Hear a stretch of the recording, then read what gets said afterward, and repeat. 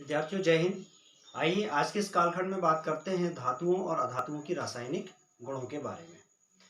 सबसे पहले हम देखें कि धातुओं तथा अधातुओं की वायु यानी ऑक्सीजन से कैसी अभिक्रिया होती है।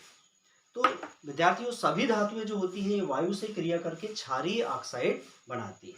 क्षारीय ऑक्साइड जैसे देखिए आप यहाँ पर 4Na धन O2 यानी सोडियम की ऑक्सीजन से क्रिया के फलस्वरूप जो सोडियम ऑक्साइड बनता है ये क्षारीय प्रकृति का होता है। इसी तरह आयरन की ऑक्सीजन के साथ अभिक्रिया नमी की उपस्थिति में तो आयरन ऑक्साइड बनता है जलयोजी आयरन ऑक्साइड। तो धातुओं की जो वायु से क्रिया होती है ये अलग अलग धातुओं की अलग अलग प्रकार से होती है। कुछ धातुएं ऐसी होती हैं जो वायु से बहुत तीव्र क्रिया करती हैं, जैसे कि सोडियम की वायु से तीव्र अभिक्रिया होती है और सोडियम ऑक्साइड बनता है। इसी तरह जो आयरन है, आयरन की बहुत धीमी क्रिया होती है। आपने देखा होगा कि लोहे के पदार्थ जो हैं, लोहे का जो सामान है, ये वायु तथा नमी की उपस्थिति में धीरे धीरे इनमें जंग लग जाता है, तो धीरे धीरे अभिक्रिया होती है। लेकिन सोडियम की ऑक्सीजन से जो अभिक्रिया होती है ये बहुत तीव्र होती है। अधातुएं वायु से क्रिया करके या तो अम्लीय या उदासीन ऑक्साइड बनाती हैं। जैसे यहाँ आप देखें कि सल्फर की ऑक्सीजन से क्रिया के फलस्वरूप सल्फर डाइऑक्साइड बनता है जो अम्लीय प्रकृति का होता है, यानी इसका जो जल में विलयन है वह अम्लीय होता है, सल्फ्यूरस अम्ल बनता है। इसी तरह कार्बन की ऑक्सीजन से क्रिया के फलस्वरूप कार्बन मोनोऑक्साइड बनता है जो कि एक उदासीन ऑक्साइड होता है।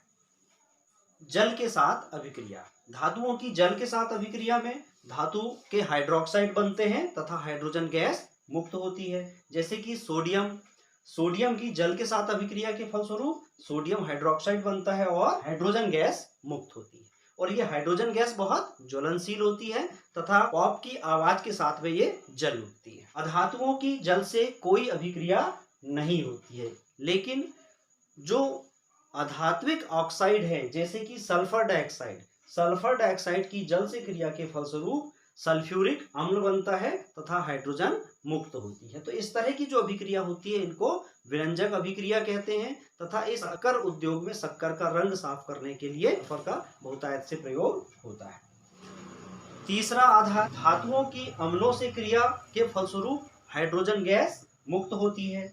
जैसे यहाँ आप देखिए कि सोडियम की तनु हाइड्रोक्लोरिक अम्ल से क्रिया के फलस्वरूप सोडियम क्लोराइड बनता है तथा हाइड्रोजन मुक्त होती है। तो यहाँ पर भी हाइड्रोजन जो निकलती है ये हाइड्रोजन बॉब की आवाज के साथ में जल उठती है। बॉब की आवाज का मतलब कि जैसे आप देखें कि एकदम तेजी से और अचानक से जल उठना, जिसमें कि एक विशेष प्रकार की आवाज होती है जिसको हम बॉब की आवाज कह सकते हैं। लेकिन जो अधातुएं होती हैं ये सामान्यतः अम्लों से अभिक्रिया नहीं करती हैं। क्षारों से अभिक्रिया के बारे में भी हम बात करें कि क्षार जो होते हैं वे भी धातुओं से अभिक्रिया करके और हाइड्रोजन मुक्त करते हैं, लेकिन क्षारों के साथ अधातुओं की जो अभिक्रियाएं होती हैं वो बहुत जटिल होती हैं तथा सामान्य परिस्थितियों में नहीं होती हैं। तो विद्यार्थियों इस प्रकार आज के इस कालखंड में आपने धातुओं तथा अधातुओं की रासायनिक गुणों को जाना। अगले कालखंड में फिर मिलते हैं। नमस्कार, जय हिंद।